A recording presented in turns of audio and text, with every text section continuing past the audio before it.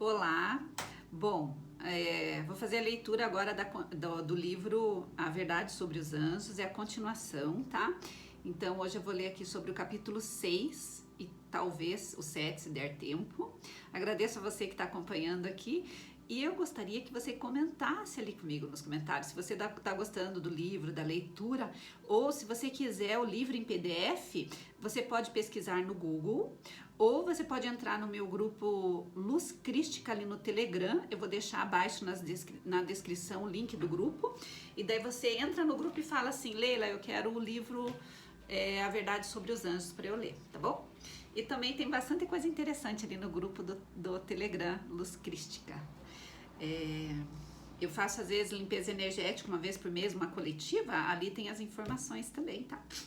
Ah, sim, para você que caiu aqui nesse vídeo e não me conhece, né?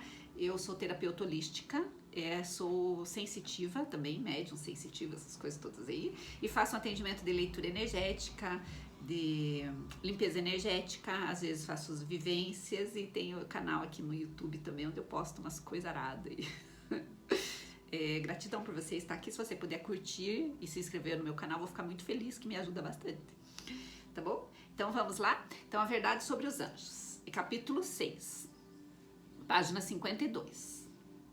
Os anjos antes e depois do dilúvio. O plano da salvação é explicado mais amplamente. Anjos mantiveram comunicação com Adão após a queda, informando-o acerca do plano da salvação e que a raça humana não se encontrava para além da possibilidade de redenção. Deixa eu me virar aqui para ficar melhor. Anjos informaram a Adão que, assim como a sua transgressão tinha produzido morte e infelicidade, vida e imortalidade seriam produzidas mediante o sacrifício de Jesus Cristo. O jardim do Éden permaneceu sob a terra muito tempo depois que o homem for expulso de suas deleitáveis veredas. Foi permitido à raça decaída por muito tempo contemplar o lar da inocência, estando na sua entrada vedada apenas pelos anjos vigilantes. A adoração junto à porta guardada pelos querubins. A porta do paraíso, guardada pelos querubins, revelava-se a glória de Deus. E para ali vinham os primeiros adoradores. Foi ali que Caim e Abel trouxeram seus sacrifícios, e Deus condescendeu em comunicar-se com eles. O ceticismo não podia negar a existência do Éden, enquanto este permanecesse precisamente à vista, com sua entrada vedada pelos anjos vigilantes. A ordem da criação, o objetivo do jardim, a história de suas árvores tão intimamente unidas com o destino do homem, eram fatos indiscutíveis, e a existência e suprema autoridade de Deus, a obrigação imposta por sua lei. Eram verdades que os homens foram tardios em pôr em dúvida enquanto Adão esteve entre eles. Caim e Abel tinham sido instruídos com respeito à provisão feita para a salvação da raça humana. Deles era requerido que praticassem um sistema de humilde obediência, mostrando sua reverência a Deus e a sua fé no Redentor prometido, dependendo dele, mediante a morte dos primogênitos do rebanho e a solene apresentação do sangue como uma oferta queimada a Deus. Caim não estava disposto a seguir estritamente o plano de obediência e procurar um cordeiro e oferecê-lo com os frutos da terra. Meramente tomou do fruto da terra e desrespeitou as exigências de Deus. Abel aconselhou seu irmão que não viesse diante do Senhor sem o sangue do sacrifício. Caim, sendo mais velho, não quis ouvir a seu irmão. Abel trouxe dos primogênitos de seu rebanho e do melhor, como Deus havia ordenado. E cheio de fé no Messias por vir e com humilde reverência apresentou sua oferta. Deus a aceitou. Uma luz brilhou do céu e consumiu a oferta de Abel. Caim não observou manifestação de que sua oferta fosse sido aceita, irou-se com o Senhor e com seu irmão. Deus condescendeu em enviar um anjo para conversar com ele. O anjo inquiriu quanto à razão de sua ira e informou-o de que, se ele fizesse o bem e seguisse as orientações dadas por Deus, ele aceitaria e estimaria sua oferta. Mas se ele não se submetesse humildemente aos planos divinos, crendo e obedecendo, Deus não poderia aceitar a oferta. O anjo declarou a Caim que isso não era injustiça da parte de Deus ou parcialidade mostrada para com Abel, mas que era em virtude de seu pecado e desobediência à expressa ordem de Deus, que ele não aceitaria a oferta, e se ele agisse corretamente seria aceito por Deus. Mas mesmo depois de ser assim fielmente instruído, Caim não se arrependeu.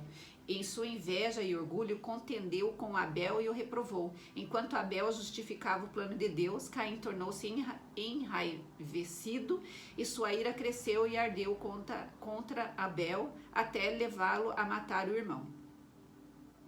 Adão e os anjos instruíram os antediluvianos. As vantagens dos homens daquela época antes do dilúvio para adquirirem conhecimento de Deus mediante suas obras nunca foram desde então igualadas. E assim, longe de ser uma era de trevas religiosas, foi ela de grande luz. Todo mundo teve a oportunidade de receber instrução de Adão, e os que temiam ao Senhor tinham também a Cristo e os anjos como seus instrutores.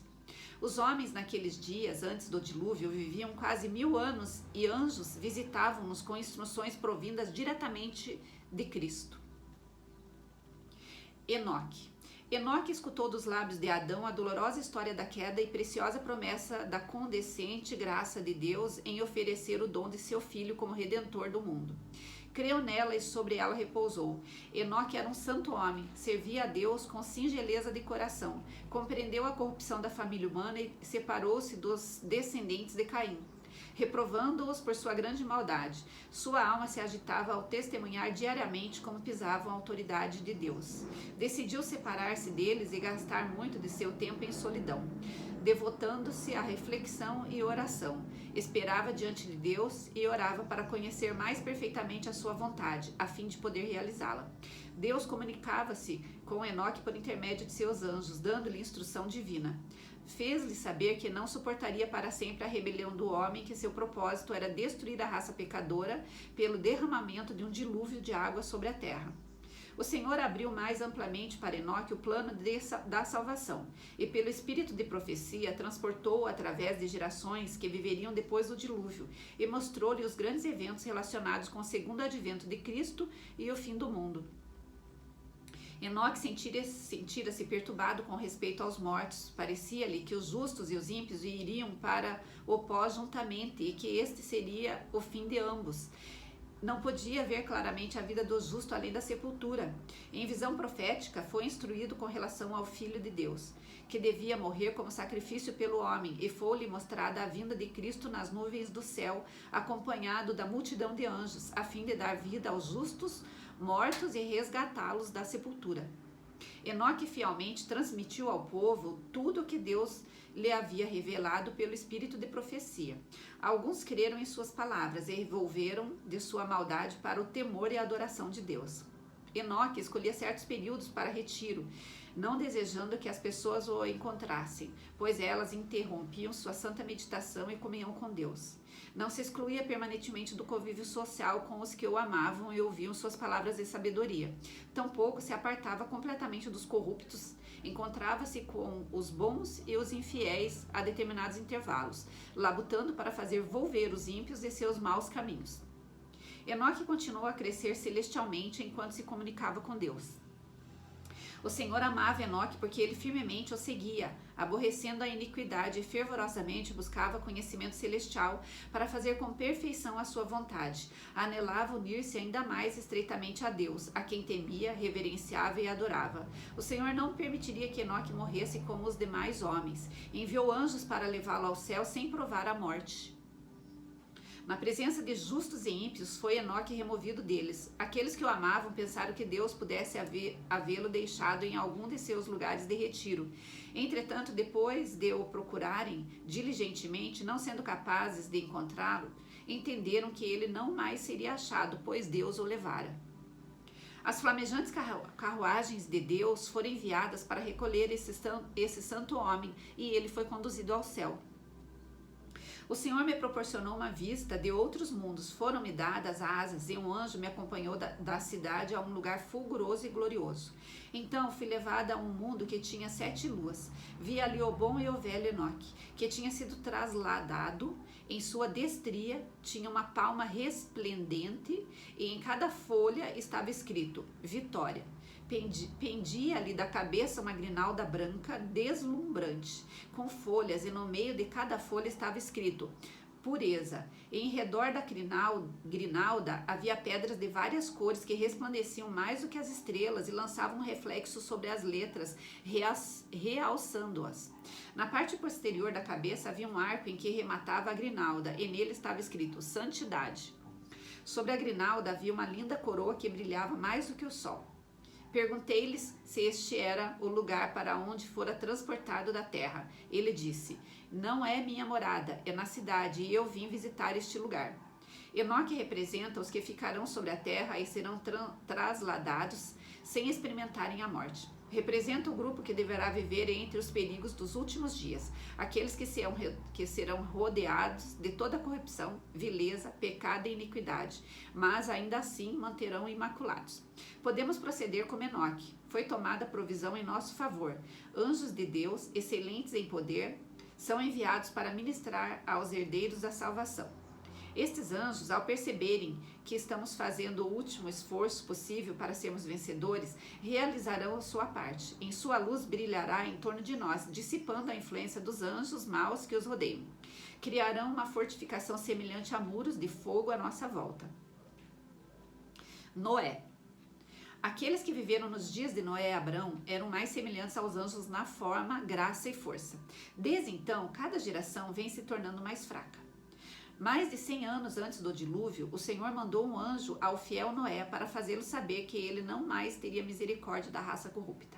Mas não queria que ignorassem seu desígnio. Instruíra Noé e faria dele um ser fiel pregador para advertir o mundo da breve destruição, de modo que os habitantes da terra ficassem sem escusas. Anjos foram enviados a recolher das florestas e campos os animais que Deus havia criado. Os anjos buscaram esses animais e eles os seguiram de 2 em 2, macho e fêmea, sendo que os animais limpos foram de 7 em 7.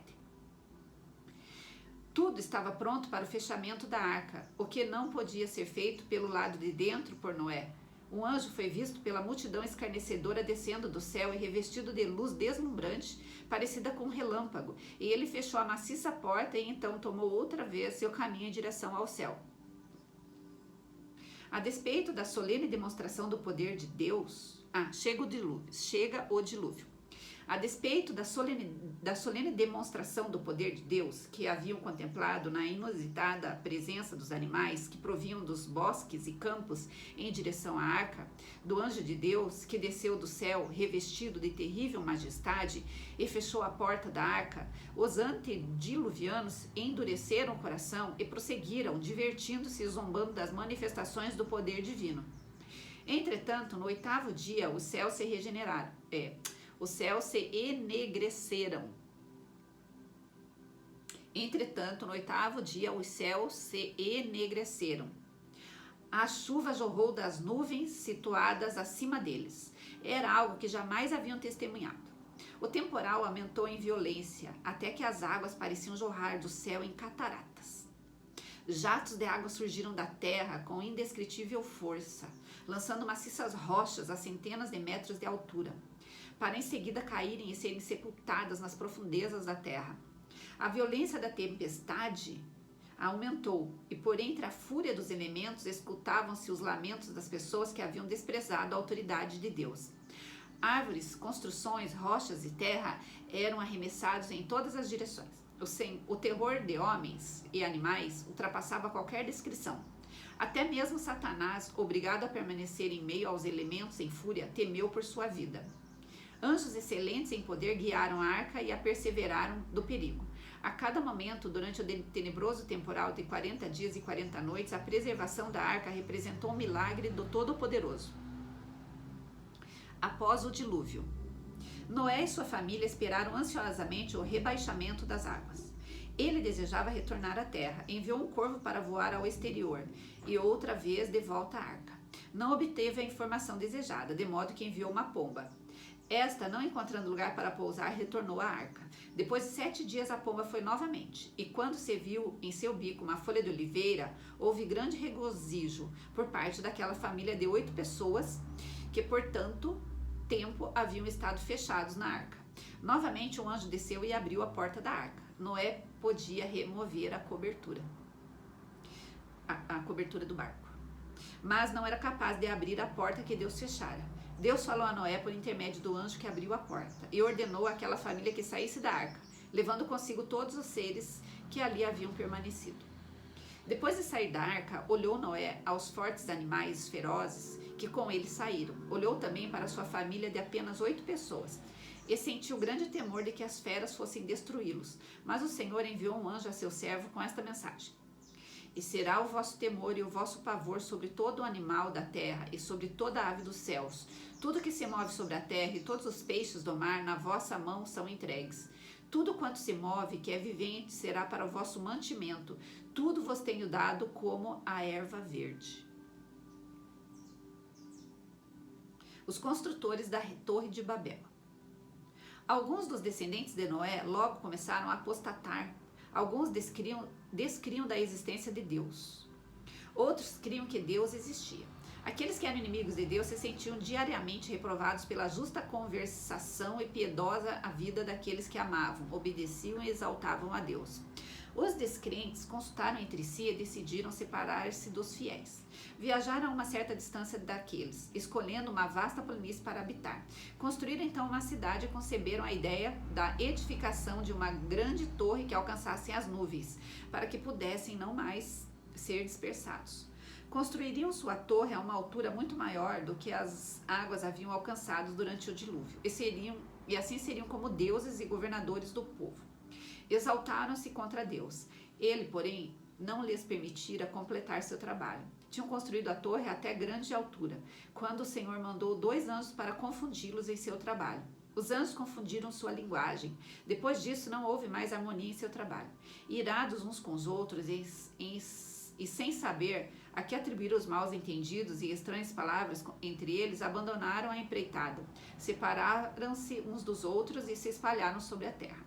Até aquele tempo, os homens haviam falado em uma única língua. Raios do céu, como um sinal de ira de Deus, quebraram a porção superior da torre, lançando-a por terra.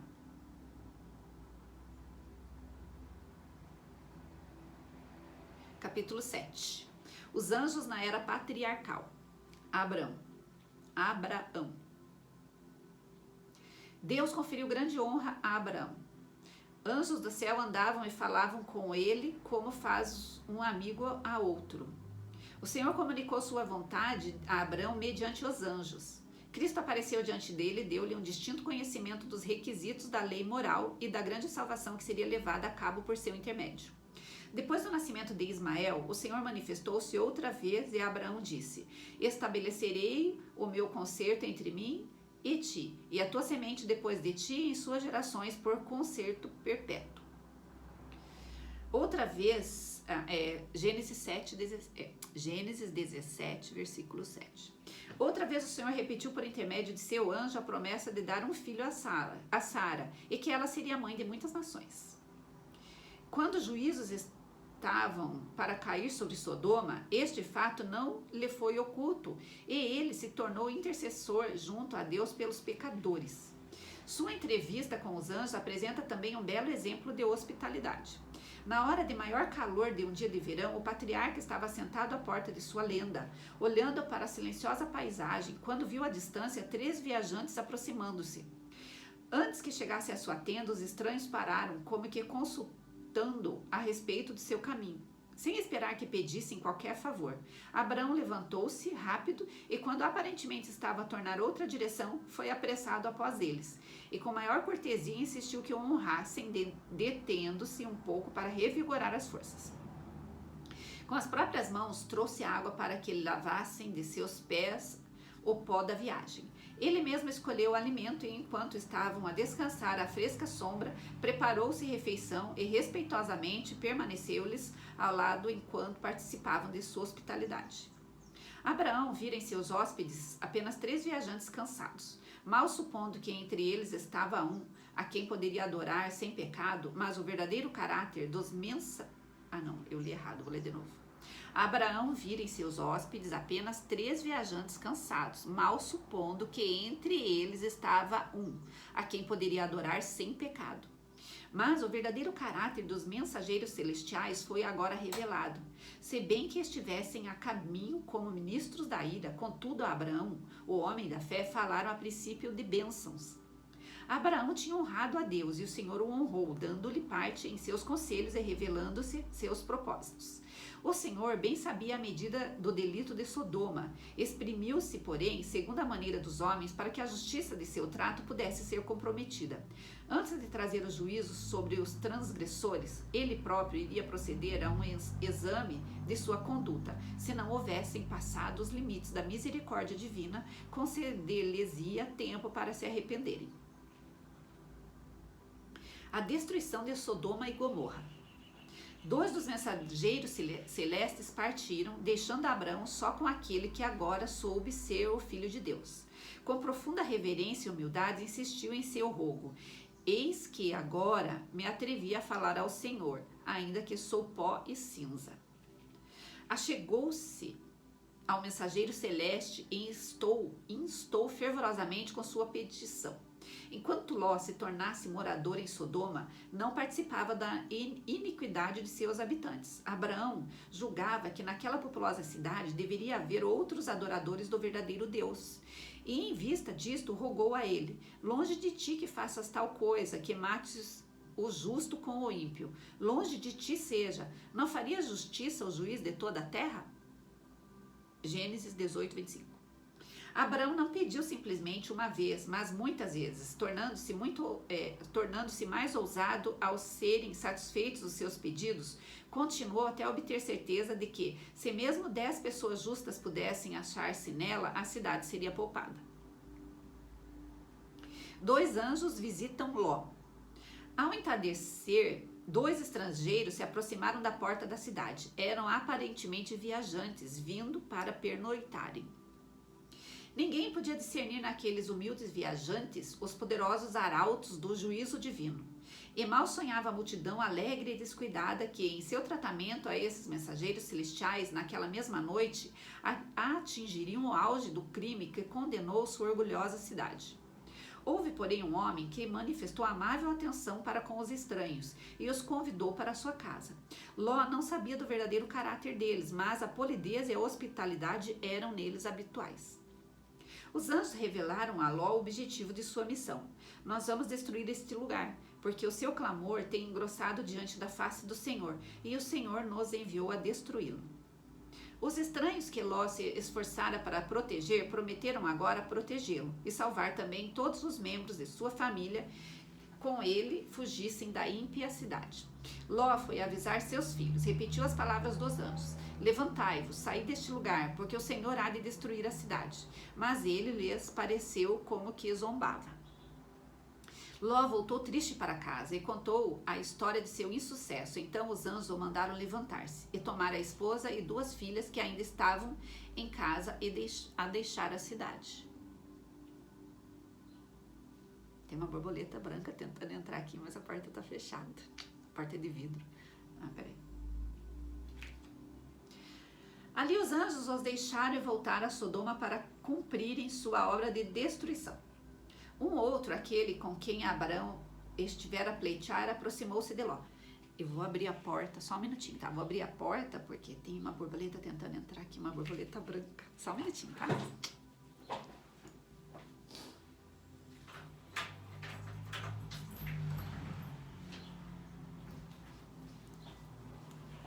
Pronto, abri. Agora, se ela quiser entrar, ela pode entrar. Então, peraí. Ali os anjos o deixaram e voltaram a Sodoma para cumprirem sua obra de destruição. Um outro, aquele com quem Abraão estivera a pleitear, aproximou-se de Ló. O príncipe do céu estava a seu lado, contudo rogava a ele pela sua vida, como se Deus, que manifestara tal cuidado e amor para com ele, não mais o guardasse. Deveria ter-se confiado inteiramente ao mensageiro divino, entregando sua vontade e sua vida nas mãos do Senhor. sem duvidar ou discutir, mas semelhante a tantos outros, esforçou-se por fazer planos por si.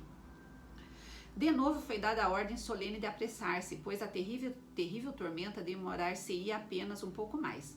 Mas um dos fugitivos, a esposa de Ló, aventurou-se a lançar um olhar para trás para a cidade condenada e se tornou um monumento do juízo de Deus.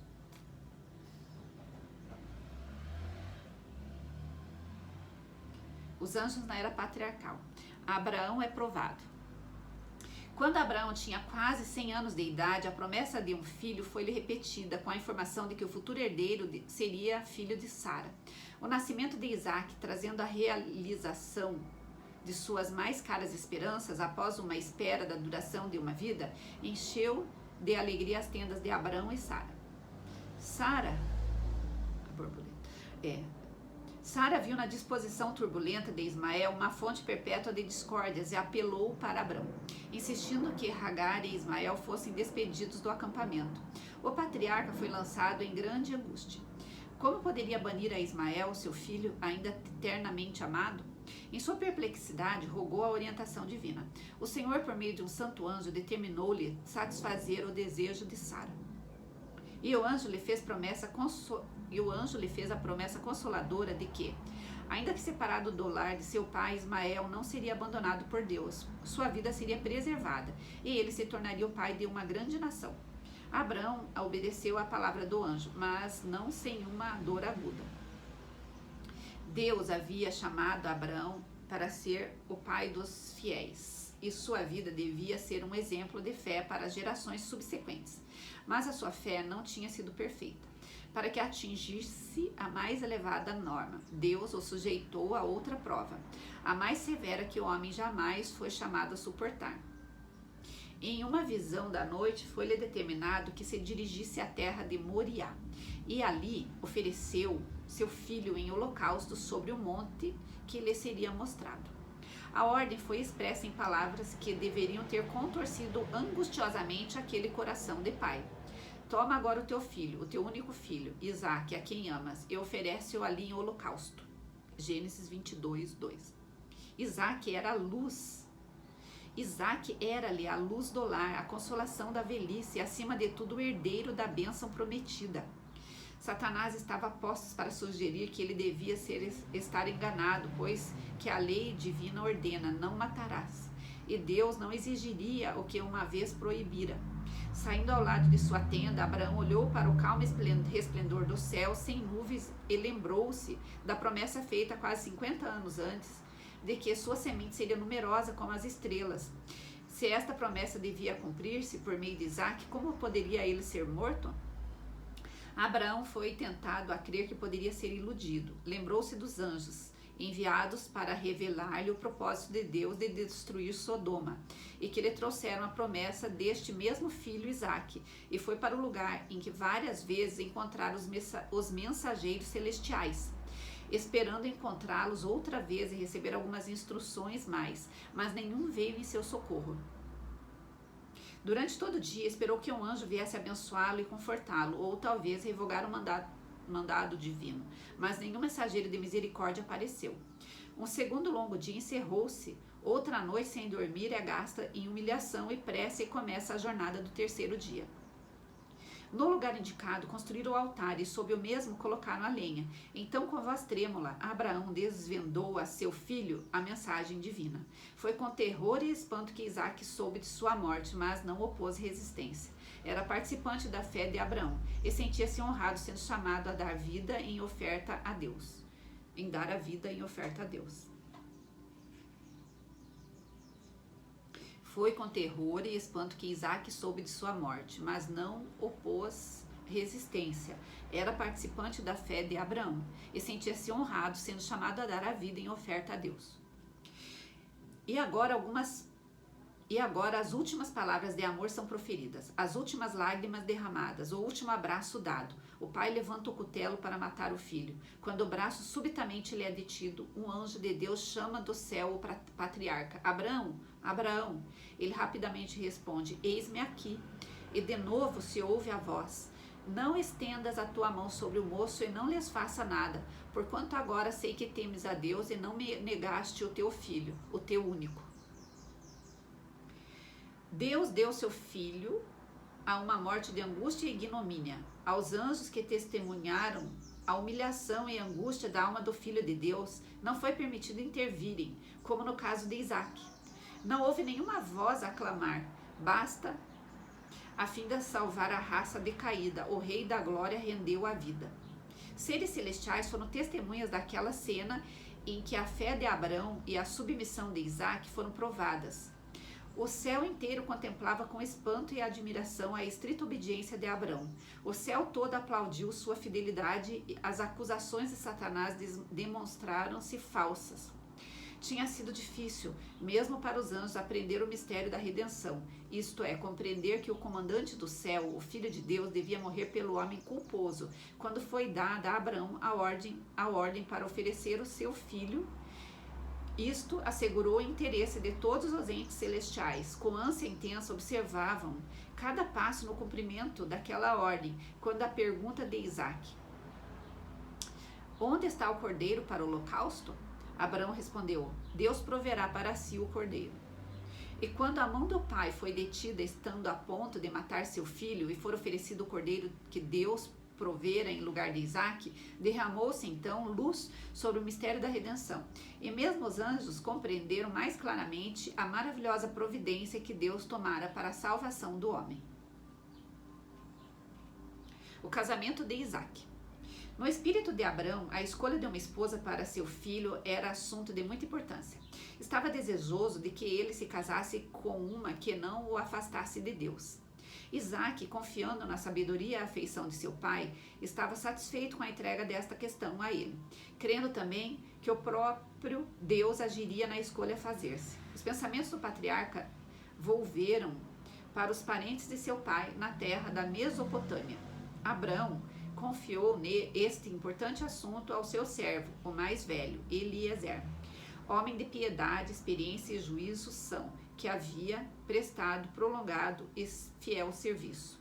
O Senhor Deus dos Deus, disse ele, que me tomou da casa de meu pai e da terra da minha parentela, enviará o seu anjo diante da tua face.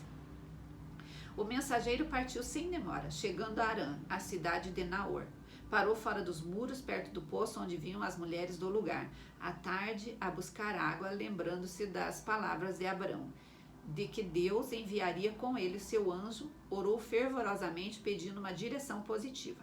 Na família de seu senhor, ele estava acostumado ao exército constante da bondade e hospitalidade, e agora pediu que um ato de cortesia indicasse a jovem que Deus escolhera. Apenas proferira a oração, e a resposta fora dada. Entre as mulheres que estavam reunidas junto ao poço, as maneiras corteses de uma Rebeca atraíram sua atenção. Retirando-se ela do poço, o estranho foi ao seu encontro, pedindo um pouco de água do cântaro sobre os seus ombros. O pedido recebeu amável resposta juntamente com o oferecimento para tirar água para os camelos também. Serviço esse que era costume mesmo as filhas dos príncipes fazerem para os rebanhos e gado de seus pais. Assim foi dado o sinal desejado. Abraão morava em Berseba, e Isaque, que estivera cuidando dos rebanhos nos territórios circunvizinhos, voltara à tenda de seu pai a fim de esperar a chegada do mensageiro de Arã. E Isaque saíra a orar no campo, sobre a tarde, e o servo contou a Isaque todas as coisas que fizeram. E Isaque trouxe-a para a tenda de sua mãe, Sara, e tornou a Rebeca, e foi-lhe por mulher e amou-a. Jacó e Esaú. Jacó e Esaú, os filhos gêmeos de Isaque, apresentaram um notável contraste tanto no caráter como na vida. Esta dessemelhança foi predita pelo anjo de Deus antes de seu nascimento, quando, em resposta à aflita oração de Rebeca, ele declarou que 2 lhe seriam dados. Revelou-se a história futura dos mesmos, de que cada um se tornaria a cabeça de uma poderosa nação, mas que um seria maior do que o outro, e que o mais novo teria preeminência. Isaque declarou que Esaú, como o mais velho, era o que tinha direito à primogenitura. Esaú, porém, não tinha amor devoção nem inclinação para uma vida religiosa. Rebeca lembrava-se das palavras do anjo e estava convicta de que a herança da promessa divina destinava-se a Jacó. Ela repetia a Isaac as palavras do anjo, mas as afeições do pai centralizavam-se no filho mais velho, e ele era inabalável em seu propósito. Jacó soubera por sua mãe da indicação divina de que a primogenitura lhe recairia, e encheu-se de um indescritível desejo de obter os privilégios que a mesma conferia. Não era a posse da riqueza de seu pai o que ele desejava ansiosamente. A primogenitura espiritual era objeto de seu anelo. Quando Esaú, um dia, voltando da caça, desfalecido e cansado, pediu o alimento de Jacó, estava preparando. Este ofereceu-se para matar a fome de seu irmão pelo preço da primogenitura. Eis que estou pronto a ponto de morrer, exclamou o caçador, descuidado e condescendente consigo mesmo. E para que me servirá logo a primogenitura? E por um prato de guisado vermelho desfez-se de sua primogenitura. Jacó e Rebeca foram bem-sucedidos em seu propósito, mas ganharam apenas inquietações e tristeza por seu engano. Deus declarara que Jacó receberia a primogenitura, e sua palavra ter-se-ia cumprido ao tempo que lhe aprovesse, se tivessem, pela fé, esperado por ele, a fim de operar em favor deles. Ameaçado de morte pela ira de Esaú, Jacó saiu da casa de seu pai como fugitivo. À noite do dia seguinte, encontrou-o longe das tendas de seu pai. Sentia-se como um rejeitado e sabia que toda esta inquietação fora trazida sobre ele pelo próprio procedimento errado. As trevas do desespero oprimiam-lhe a alma e atrevia-se dificilmente a orar. Mas achava-se tão completamente só que sentiu necessidade de proteção de Deus, como nunca antes a sentira. Com pranto e profunda humilhação, confessou seu pecado e rogou uma prova de que ele não estava inteiramente abandonado. Mas Deus abandonou Jacó. O Senhor, com compaixão, revelou precisamente o que Jacó necessitava: um Salvador. Cansado da jornada, o viajante deitou-se no chão, tendo uma pedra como travesseiro. Dormindo, viu uma escada brilhante e resplandecente, cuja base repousava na terra, enquanto o topo alcançava o céu. Por esta escada, anjos estavam a subir e a descer, por sobre ela estava o Senhor da glória. E dos céus foi ouvida a sua voz: Eu sou o Senhor, o Deus de Abraão, teu pai, e o Deus de Isaque. Nesta visão, o plano da redenção foi apresentado a Jacó. A escada representa Jesus, o meio designado para a comunicação. Não houvesse ele, com seus próprios méritos, estabelecido uma passagem através do abismo que o pecado efetuou, e os anjos ministradores não podiam ter comunhão com o homem decaído.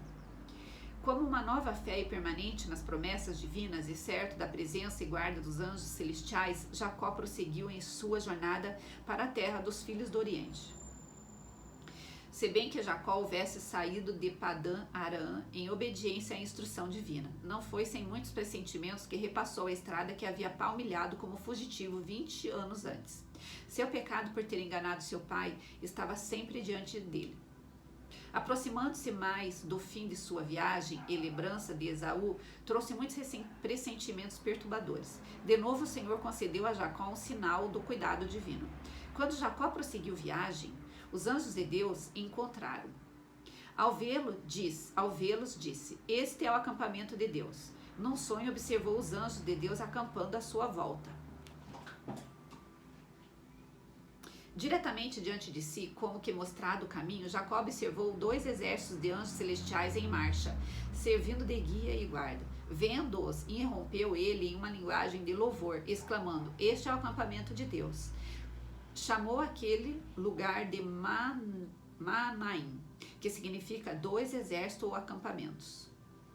Todavia Jacó entendeu que tinha algo a fazer para conseguir sua própria segurança. Expediu, portanto, mensageiros com uma saudação conciliatória a seu irmão. Mas os servos voltaram com as novas de que Esaú se aproximava com 400 homens e resposta alguma se enviava a amigável mensagem. Jacó temeu muito e angustiou-se. Gênesis 32:7. Em conformidade com isto, dividiu-os, sua família e servos, em 2 bandos, de modo que se fosse atacado a outro, poderia ter oportunidade de escapar.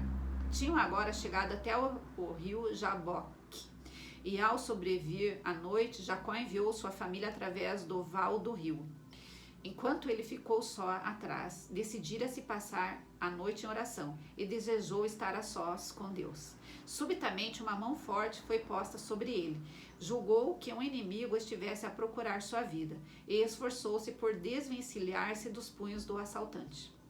Nas trevas, os dois lutaram pelo predomínio. Nenhuma palavra se falou, porém Jacó empregou toda a força e não afrouxou seus esforços nem por um momento. Enquanto estava assim a batalhar em defesa de sua vida, a intuição de sua falta lhe oprimia a alma.